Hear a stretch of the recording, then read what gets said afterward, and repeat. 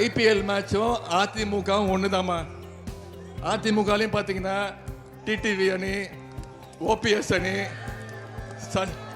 சசிகலா அணி, இபிஎஸ் அணி, மோடி அணி, ஜே தீபா அணி, ஜே தீபாவோட டிரைவர் அணி, இப்படி பல அணிகள் இருக்கு.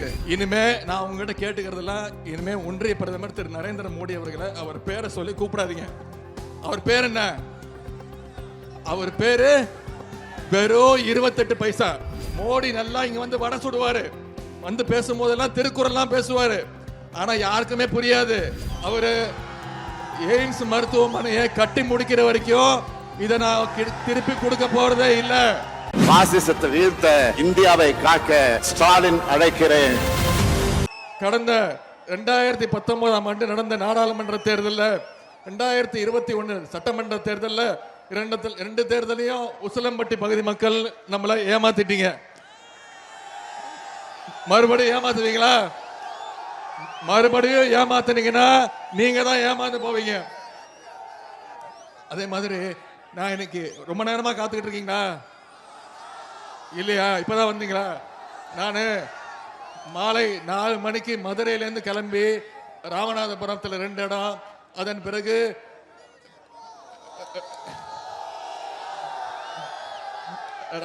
ராமநாதபுரம் முடிச்சுட்டு அதன் பிறகு விருதுநகர் பாராளுமன்றத்தில் 2 இடத்துல பேசிட்டு வருகின்ற வழியெல்லாம் பொதுமக்களோட எழுச்சி, வரவேற்பு எல்லாம் பார்த்துட்டு வரதுனால கொஞ்சம் நேரம் ஆயிடுச்சு.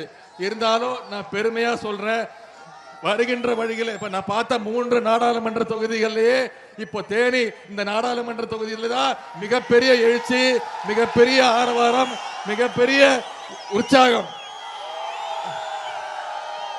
ஆனா இந்த தேனி நாடாளுமன்ற தொகுதிக்கு ஒரு மிகப்பெரிய சிறப்பு இருக்கு. அது என்ன சிறப்புன்னு உங்களுக்கே தெரியும்.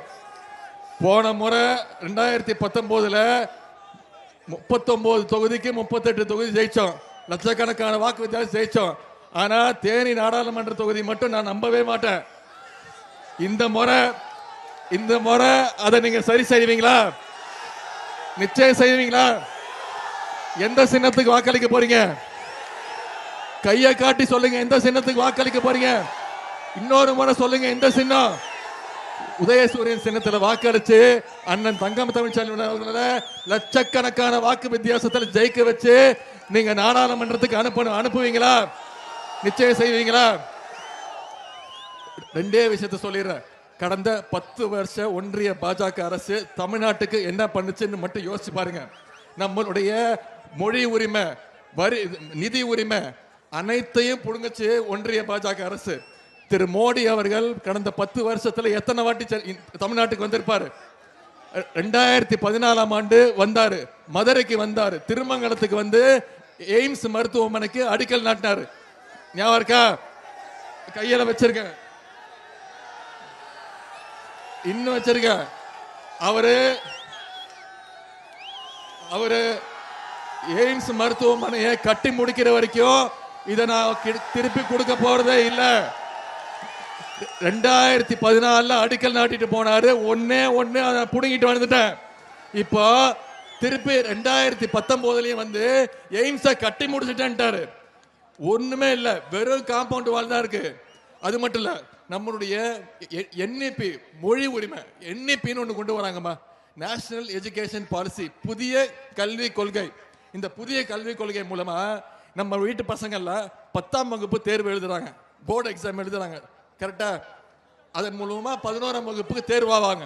இப்போ இந்த புதிய கல்வி கொள்கை மூலமா 8ஆம் வகுப்புக்கு பொது தேர்வு, 5ஆம் வகுப்புக்கு பொது தேர்வு. நம்ம வீட்டு குழந்தைங்களுக்கு 5ஆம் வகுப்புல பொது தேர்வு தேவையா? ஏன் கொண்டு வராங்க? நம்ம வீட்டு பசங்க, தமிழ்நாட்டு பசங்க படிக்க கூடாதுங்கிற ஒரே எண்ணத்துல தான் கொண்டு வராங்க. அது மட்டும் இல்ல, குலக்கல்வி திட்டத்தை கொண்டு வராங்க. குலக்கல்வி திட்டம்னா என்ன? அப்பா என்ன தொழில் செய்யறாரோ அதே தொழில் தான் பையன் செய்யணும், படிக்க கூடாது, வேலைக்கு போக கூடாது. அதாவது அப்பா செருப்பு தைச்சா பையனும் செருப்பு தைக்கணும் அப்படின்ற ஒரே நோக்கத்தோட தான் நம்முடைய மொழி உரிமை. இது வரைக்கும் இந்த 5 வருஷத்துல ஹிந்திக்கும் சமஸ்கிருதத்துக்கும் வளர்ச்சிக்கு, ஹிந்தி வளர்ச்சி, சமஸ்கிருத வளர்ச்சிக்கு கிட்டத்தட்ட 1500 கோடி ரூபாய் ஒதுக்கி இருக்காங்க. ஆனா தமிழ் வளர்ச்சிக்கு மோடி நல்லா இங்க வந்து வடை சுடுவாரு, வந்து பேசும்போதெல்லாம் திருக்குறள்லாம் பேசுவாரு. ஆனா யாருக்குமே புரியாது. ஆனா இது வரைக்கும் தமிழ் வளர்ச்சிக்கு 1 ரூபா கூட ஒதுக்கல. அதே மாதிரி நம்முடைய நிதி உரிமை உங்களுக்கு தெரியும். சென்ற டிசம்பர் மாதம் சென்னை, செங்கல்பட்டு, காஞ்சிபுரம், தூத்துக்குடி, திருநெல்வேலியில எவ்வளவு பெரிய புயல் வந்தது, எவ்வளவு பெரிய மழை பெஞ்சது. ஒரு வருஷம் பெய்ய வேண்டிய மழை பெஞ்சதா? அனைவரும் மக்கள் பிரதிநிதிகள் அனைவரும், முதலமைச்சர் உள்பட அமைச்சர்கள், அனைத்து நாடாளுமன்ற உறுப்பினர்கள், அத்தனை மக்கள் பிரதிநிதிகளும் களத்தில் நின்று மக்கள் பணியாற்றணும். திரு மோடி வந்து பார்த்தாரா? ஒன்றிய நிதியமைச்சர் வந்தாங்க, நிர்மலா சீதாராமன் வந்தாங்க. வந்து என்ன சொல்லிட்டு போனாங்க, நாங்க வந்து காசு கொடுக்கிறோம் அப்படின்னாங்க. ஆனா ஒரு முதலமைச்சர் என்ன சொன்னாரு, 37,000 கோடி ரூபாய் இழப்பீடு எங்களுடைய தமிழ்நாட்டு மக்களுக்கு நான் கொடுக்கணும், தயவு செய்து பணம் கொடுங்கன்னு சொன்னாங்க. அதுக்கு அந்த ஒன்றிய நிதியமைச்சர் என்ன திமிரா என்ன சொன்னாங்க, நாங்க என்ன ஏடிஎம் மிஷினா அப்படின்னு கேட்டாங்க. அதாவது நாங்க என்ன பணம் கொடுக்கிற மிஷினா அப்படின்னு கேட்டாங்க.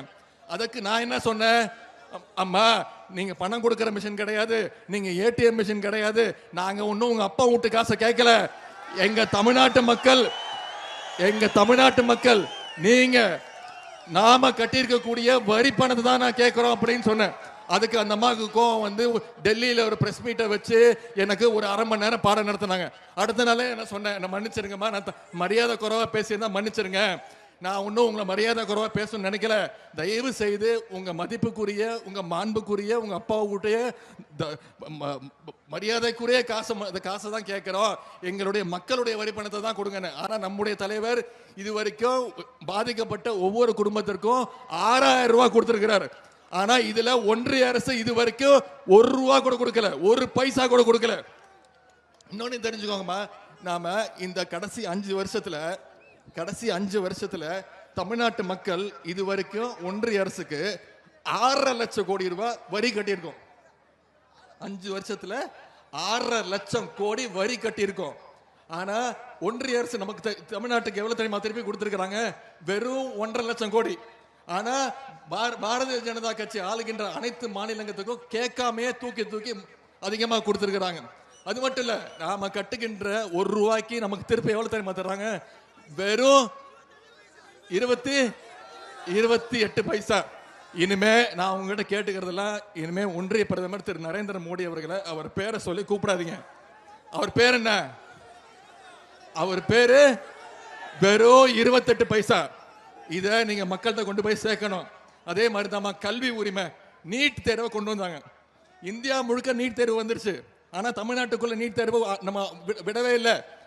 டாக்டர் கலைஞர் முதலமைச்சர் இருக்கும் பொழுது கிராமப்புறங்கள்ல இருந்து ஏழை எளிய மாணவர்கள் படிச்சு மருத்துவர் ஆகணும்னு நீட் தேர்வை ரத்து பண்ணாரு, என்ட்ரன்ஸ் எக்ஸாம ரத்து பண்ணாரு. இன்னும் சொல்ல போனா மறைந்த முதலமைச்சர் ஜெயலலிதா அம்மையார் இருந்த வரைக்கும் தமிழ்நாட்டுக்குள்ள நீட் தேர்வு வரல. அந்த அம்மா இறந்த பிறகு இந்த அடிமை கூட்டம் பாஜகவுக்கு பயந்து நீட் தேர்வை நுழைச்சாங்க. முதல் பலி அரியலூர் மாவட்டத்தை சேர்ந்த அனிதான்ற குழந்தை 1200க்கு 1176 மார்க் வாங்குச்சு. உச்ச நீதிமன்றம் வரைக்கும் போய் போராடி பார்த்துச்சு. கடைசியில மருத்துவர் கனவு இல்லைன்னு, மருத்துவர் ஆக முடியலன்னு கையெழுத்து எழுதி வச்சுட்டு தற்கொலை பண்ணிக்கிச்சு. 8 வருஷம் முன்னாடி ஆரம்பிச்ச அனிதால ஆரம்பிச்சு இன்னைக்கு போன வருஷம் வரைக்கும் 22 குழந்தைங்க தற்கொலை பண்ணிருக்கிறாங்க. இது தற்கொலையா? பண்ணது யாரு? பாஜகவும் அதிமுகவும் சேர்ந்து செஞ்ச கொலை. இதுக்கு பதில் சொல்லணுமா வேணாமா? சென்ற வருஷம் சென்னை சென்னை தாம்பரத்தை சேர்ந்த ஜெகதீசன் ஒரு பையன் இறந்துட்டான். இதே நீட் தேர்வுனால அவன் இறந்துட்டு அடுத்த நாள் அவங்க அப்பா பேரு செல்வசேகர், அவங்க அப்பாவும் தற்கொலை பண்ணிக்கிட்டாரு. என்னன்னு, என் பையனை இழந்த சோகம், என் பையன் டாக்டர் ஆகணும்னு நினைச்சான், ஆனா அவனால ஆக முடியல, என்னால தாங்க முடியல அப்படின்னு இப்போ இந்த நீட் தேர்வுக்கு ஒரு குடும்பத்தையே இழந்திருக்கோம். ஆனா நம்முடைய தலைவர் அவர்கள் தேர்தல் அறிக்கையில வெளியிட்டு இருக்கிறார், நம்முடைய இந்தியா கூட்டணி மதச்சார்பற்ற முற்போக்கு கூட்டணி ஆட்சி அமைச்சா நிச்சயம் நீட் தேர்வை ரத்து செய்வோம். அது மட்டும் இல்ல, தமிழ்நாட்டில் இருக்கக்கூடிய அனைத்து சுங்கச்சாவடிகள், டோல் பூத், டோல்கேட் இருக்குல்ல, அனைத்தையும் அப்புறப்படுத்துவோம், எதுவுமே கிடையாது. அதே மாதிரி கேஸ் சிலிண்டர் விலை 2014 500 ரூபா இருந்துச்சு, கரெக்டா? இப்ப படிப்படியா ஏத்தி கிட்டத்தட்ட 900 ரூபா, இன்னைக்கு நிறைய 1400 ரூபா. 1400 ரூபா. இன்னைக்கு திரு நரேந்திர மோடி அவர்கள், அதாவது திரு 28 பைசா நாடகமாடுறாரு. என்ன சொல்றாரு? தேர்தல் வந்தோடனே 100 ரூபா கம்மி பண்றாரு. இன்னைக்கு தலைவர் அறிவிச்சிருக்கிறார் தேர்தல் அறிக்கையில, கேஸ் சிலிண்டர் நம்ம ஆட்சி அமைஞ்சதுன்னா, இந்தியா கூட்டணி ஆட்சி அமைஞ்சதுன்னா 750 ரூபாய்க்கு கேஸ் சிலிண்டர் விலை.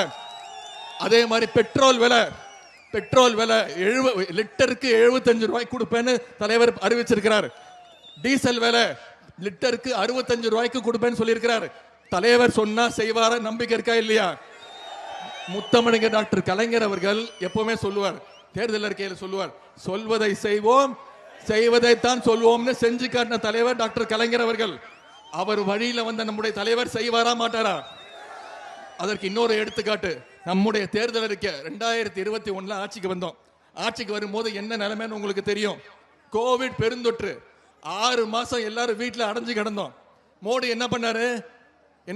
எல்லாரும் வீட்டுல போய் ஒளிஞ்சு போனாரு. திடீர்னு எல்லாம் வீட்டுக்கு வெளியில வாங்க, விளக்கு போடுங்க, தட்டை எடுத்துட்டு வாங்க, ஒலி எழுப்புங்க, கோவிட் பயந்து ஓடி போயிடும் சொன்னாரா இல்லையாமா? பண்ணமா இல்லையா? ஆனா இந்தியாவுக்கே எடுத்துக்காட்டா நம்முடைய முதலமைச்சர் அவர்கள் தான் தடுப்பூசி போட்டு விழிப்புணர்வு ஏற்படுத்தினார். இந்த கோவிட்ல இருந்து தப்பிக்கணும்னா அனைவரும் தடுப்பூசி போடணும்னு விழிப்புணர்வு ஏற்படுத்தினது இந்தியாவிலே ஒரே முதலமைச்சர். கோவிட் கிட்ட போட்டுக்கிட்டு கோயம்புத்தூர்ல கோவிட் வார்டுக்குள்ள போன ஒரே முதலமைச்சர் நம்முடைய முதலமைச்சர் அவர்கள் தான். இந்தியாவுக்கே தடுப்பூசி போடணும்னு விழிப்புணர்வை ஏற்படுத்தியது தமிழ்நாட்டு மக்கள், நீங்க தான். அந்த நேரத்தில் கடும் நிதி நெருக்கடி. ஆனா தலைவர் முதல் 5 கையெழுத்துல முதல் கையெழுத்து என்ன போட்டாரு? தேர்தல் அறிக்கையில சொன்ன கையெழுத்து, சொன்ன வாக்குறுதி, மகளிருக்கு கட்டணம் இல்லா பேருந்து வசதி, பிங்க் பஸ். நீங்க எல்லாம் பார்த்திருப்பீங்க. இப்ப தாய்மார்கள் அது வந்து செல்லமா என்ன கூப்பிடுறாங்க? தலைவர் பேரை சொல்லி ஸ்டாலின் பஸ் கூப்பிடுறாங்க. இது வரைக்கும் அந்த திட்டத்தின் மூலமா எவ்வளவு பயணங்கள் தெரியுமா மேற்கொண்டிருக்காங்க? எவ்வளவு பயணங்கள் தெரியுமா? கிட்டத்தட்ட 460 கோடி பயணங்களை மகளிர் மேற்கொண்டிருக்கிறாங்க. ஒவ்வொரு மகளிரும் மாசம் 900 ரூபாய் சேமிக்கிறாங்கம்மா. அதே மாதிரி புதுமை பெண் திட்டம், பெண்கள் வீட்டை விட்டு வெளில வரணும், படிக்கணும், பள்ளிக்கூடம் போனா பத்தாது, காலேஜ் படிக்கணும்னு அரசு பள்ளியில படிச்சு எந்த காலேஜ்ல போய் படிச்சாலும், கவர்மெண்ட் காலேஜா இருந்தாலும் சரி, தனியார் காலேஜா இருந்தாலும் சரி, கல்வி ஊக்கத்தொகையாக மாசம் 1000 ரூபாய் அவங்களோட வங்கி கணக்கில் போய் சேருது. இந்த திட்டத்தின் மூலமா அதிகமான பெண்கள் இப்ப காலேஜில் படிக்கிறாங்க. தலைவர் இதை பார்த்துட்டு இப்ப என்ன பண்ணிட்டாரு? பொண்ணுங்களுக்கு மட்டும் கிடையாது, பசங்களும் படிக்கணும்னு சொல்லி தமிழ் புதல்வன் அப்படின்னு ஒரு திட்டத்தை கொண்டு வந்து, இனிமே பசங்களும் அரசு பள்ளியில படிச்சு காலேஜ் படிக்க போனா அவங்களுக்கும் மாசம் 1000 ரூபாய் ஊக்கத்தொகை திட்டம். அது மட்டும் இல்லாம 17 லட்சம் குழந்தைங்க அரசு பள்ளியில படிக்கக்கூடிய 1ஆம் வகுப்புல இருந்து 5ஆம் வகுப்பு படிக்கக்கூடிய அனைத்து குழந்தைகளும். முன்னாடிதான் சீக்கிரம் வேலைக்கு போற பெற்றோர்கள் குழந்தைக்கு சாப்பாடு கொடுக்காம அனுப்பிச்சிடுவாங்க, பள்ளிக்கூடத்துக்கு அனுப்பிச்சிடுவாங்க. அனுப்பிச்சிட்டு வேலைக்கு போயிட்டு சோகமா இருப்பாங்க. அதை பத்தியே யோசிச்சுட்டு இருப்பாங்க, ஐயோ இவனை பசியோட அம்சமே, சாப்பிட்டானா, தூங்குனானா, படிச்சானா அப்படின்னு. ஆனா இன்னைக்கு என் குழந்தைய பார்த்துக்க நம்முடைய முதலமைச்சர் இருக்கிறாரு, நம்முடைய திராவிட மாடல் அரசு இருக்குன்னு தினம் 17 லட்சம் குழந்தைங்க இந்த திட்டத்தின் மூலம் பயன்பெறாங்க. இதற்கெல்லாம் முத்தாய்ப்பாக புதுமை பெண் திட்டம், அதன் பிறகு நான் முதல்வன் திட்டம், இப்படி பல்வேறு திட்டங்கள். இதற்கெல்லாம் முத்தாய்ப்பாக இதுவும் தேர்தல் அறிக்கையில சொன்ன திட்டம், கலைஞர் மகளிர் உரிமை தொகை திட்டம். 1,16,00,000 மகளிருக்கு போன செப்டம்பர் மாசத்திலிருந்து இன்னைக்கு வரைக்கும் இதுவரைக்கும் கிட்டத்தட்ட 6,000 ரூபாய் ஒரு மகளிருக்கு 1,16,00,000 மகளிருக்கு கொடுக்கப்பட்டிருக்கு. அதுல விண்ணப்பிச்சவங்களே 1,60,00,000 பேர் தான். அதுல சின்ன சின்ன குறைபாடுகள் இருக்கு, சந்தேகங்கள் இருக்கு. கண்டிப்பா இந்த தேர்தல் முடிஞ்ச உடனே அனைவருக்கும் அந்த திட்டம் செயல்படுத்தப்படும் என்பதை இந்த நேரத்தில் நான் தெரிவிச்சுக்கிறேன். நம்ம மேல இவ்வளவு குறை சொல்றாரு, ஒண்ணு மட்டும் தெரிஞ்சுக்கோங்க. 10 வருஷ ஒன்றிய பாஜக அரசுடைய ஊழலை, 10 வருஷ ஒன்றிய பாஜக அரசுடைய ஊழலை நான் சொல்லல, சிஏஜிங்கிறது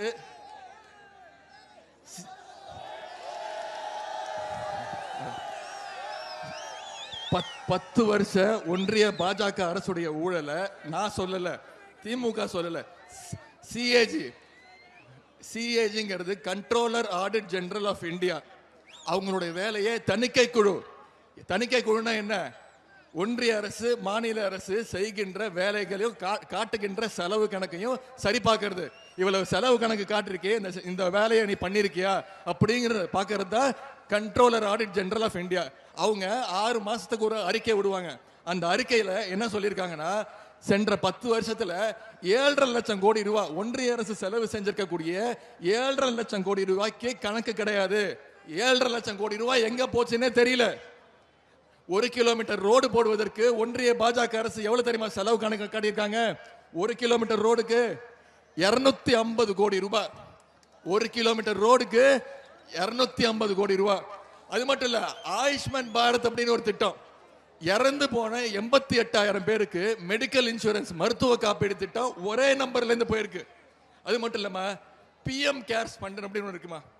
பிஎம் கேர்ஸ் ஃபண்டுங்கிறது என்னன்னா, கோவிட் காலத்துல நம்முடைய முதலமைச்சரும் நிதி திரட்டினாங்க. அதாவது ஊசி வாங்கணும், வென்டிலேட்டர் வாங்கணும், மாஸ்க் வாங்கணும் அப்படின்னு வாங்கினாங்க. ஆனா பிரைம் மினிஸ்டர் என்ன பண்ணாரு, அவருக்கும் ஒரு இது இருக்கு, திட்டம் இருக்கு. ஆனா அதையெல்லாம் விட்டுட்டு பிஎம் கேர்ஸ் ஃபண்டுன்னு ஒன்று ஆரம்பிச்சாங்க. அதுல இதுவரைக்கும் 32,000 கோடி ரூபாய் வசூல் பண்ணியிருக்கிறாங்க. அதற்கும் கணக்கு கிடையாது. யார் கேட்டாலும் பதில் சொல்ல மாட்டேங்கிறாங்க. இப்ப உங்களுக்கு தெரியும், இப்போ ஐபிஎல் மேட்ச் நடந்துட்டு இருக்கு, பார்த்துட்டு இருப்பீங்கல்ல. ஐபிஎல் மேட்ச் நடந்துட்டு இருக்கா, அதுல நிறைய அணிகள் இருக்கா, அதுல நிறைய அணிகள் இருக்கா. என்னென்ன அணிகள் இருக்கு? சென்னை, டெல்லி, மும்பை அணி, டெல்லி அணி, குஜராத் அணி, பெங்களூர் அணி, இந்த மாதிரி நிறைய அணிகள் இருக்கா.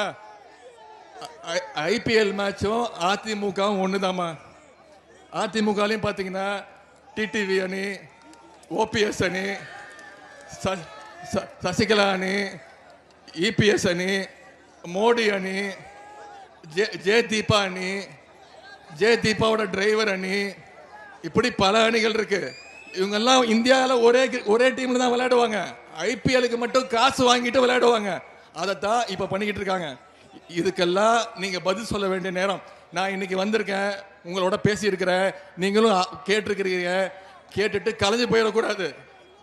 நீங்க இதுக்கப்புறம் தலைவர் இன்னொரு ஒரு வாரத்தில் வருவாங்க, உங்களை எல்லாம் சந்திப்பாங்க, உங்களோட உரையாற்றுவாங்க. ஆனா அடுத்த 19ஆம் தேதி தேர்தல், இன்னைக்கு தேதி 25, இன்னும் 23 24 நாள் தான் இருக்கு. அந்த அடுத்த 24 நாள் இந்த பிரச்சாரத்தை நீங்க ஒவ்வொரு வீடா, ஒவ்வொரு வாக்காளரா நீங்க பிரிச்சுக்கணும். இந்த 10 வாக்காளருக்கு நான் பொறுப்பு, இந்த 5 வீட்டுக்கு நான் பொறுப்பு. அவங்க அத்தனை பேரையும் 19ஆம் தேதி வாக்குச்சாவடிக்கு கூட்டிட்டு வந்து உதயசூரியன் சின்னத்துல வாக்களிக்க வைக்க வேண்டியது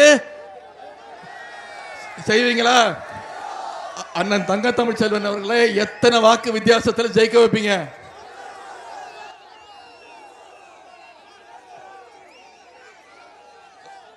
அஞ்சு லட்சமா? நீ 3 லட்சம் வாக்கு வித்தியாசத்தில் ஜெயிக்க வச்சிரு. நான் மாசம் 2 நாள் தேனியில வந்து இங்க வந்து அண்ணனோட உங்களோட தங்குறேன். செஞ்சு காட்டிடுவீங்களா? பெட் வச்சுக்கலாமா? சவாலா? 3 லட்சம் வாக்கு வித்தியாசத்தில் ஜெயிக்க வச்சீங்கன்னா நான் தேனி மாவட்டத்துக்கு மாசம் 2 வாட்டி வந்து உங்களோட தங்குறேன். செஞ்சு காட்டுவீங்களா? நான் சொல்றதெல்லாம் தமிழ்நாட்டில் 40க்கு 40, தமிழ்நாடு புதுச்சேரி 40க்கு 40 ஜெயிக்க போவது உறுதி. ஆனா அத்தனை தொகுதியை விட எனக்கு தலைவருக்கு இந்த தேனி தொகுதி மிக மிக மிக மிக முக்கியம். அதை நீங்க உணர்ந்துட்டீங்களா? வருகிற ஜூன் 3ஆம் தேதி டாக்டர் கலைஞருடைய 100வது பிறந்த நாள். வருகிற ஜூன் 3ஆம் தேதி டாக்டர் கலைஞருடைய 100வது பிறந்த நாள். ஜூன் 4ஆம் தேதி தேர்தல் வாக்கு எண்ணிக்கை. நாம அத்தனை பேரும் முத்தமிழ் கலைஞருடைய உடன்பிறப்புகள் அத்தனை பேர் வந்திருக்கீங்க. நீங்க அத்தனை பேரும் ஒரு உறுதிமொழி ஏத்துக்கோங்க. வருகிற ஜூன் 3ஆம் தேதி கலைஞருக்கு உண்மையான பிறந்த நாள் பரிசு என்ன? தேனி தொகுதி உள்ளிட்ட 40 தொகுதியிலும் ஜெயிக்க வச்சு காட்டணும். செஞ்சு காட்டுவீங்களா? நிச்சயமா நம்பலாமா? சவால் விட்டுருக்கோம். நீங்க மறந்தால் நான் மறக்க மாட்டேன். உங்களை எல்லாம் அன்போடு கேட்கிறேன், பண்போடு கேட்கிறேன், பாசத்தோடு கேட்கிறேன், உரிமையோடு கேட்கிறேன், உங்கள் வீட்டு பிள்ளையாக இருந்து கேட்கிறேன். இன்னும் பெருமையா பூரிப்பா சொல்லணும்னா தலைவருடைய மகனாக இருந்து கேட்கிறேன். இன்னும் பெருமையா பூரிப்பா சொல்லணும்னா முத்தமிழங்க டாக்டர் கலைஞருடைய பேரனாக இருந்து கேட்கிறேன். உதயசூரியன் சின்னத்துல அண்ணன் தங்க தமிழ்ச்செல்வன் அவர்களுக்கு வாக்களிச்சு மிகப்பெரிய வாக்கு வித்தியாசத்தில் ஜெயிக்க வச்சு அவரை நாடாளுமன்றத்துக்கு அனுப்புங்க. உங்களுடைய வரவேற்புக்கும் அன்புக்கும் நன்றி நன்றி நன்றி. மாநிலத்தை கெடுத்த அதிமுக, மாநிலத்தை கண்டுகொள்ளாத பாஜக, இந்த கள்ள கூட்டணியை மக்கள் அடையாளம் கண்டு கொண்டிருக்கிறார்கள். மக்கள் நலனே முக்கியம்னு செயல்பட்டு கொண்டிருக்கக்கூடிய நமது திராவிட மாடல் தமிழ்நாட்டு மக்களாகிய நீங்கள் துணை இருப்பது போல உண்மையான வளர்ச்சியை நமது நாடு காண ஒட்டுமொத்த இந்திய மக்களும் தயாராகிவிட்டார்கள். பாசிசத்தை வீழ்த்த இந்தியாவை காக்க ஸ்டாலின் அழைக்கிறேன்.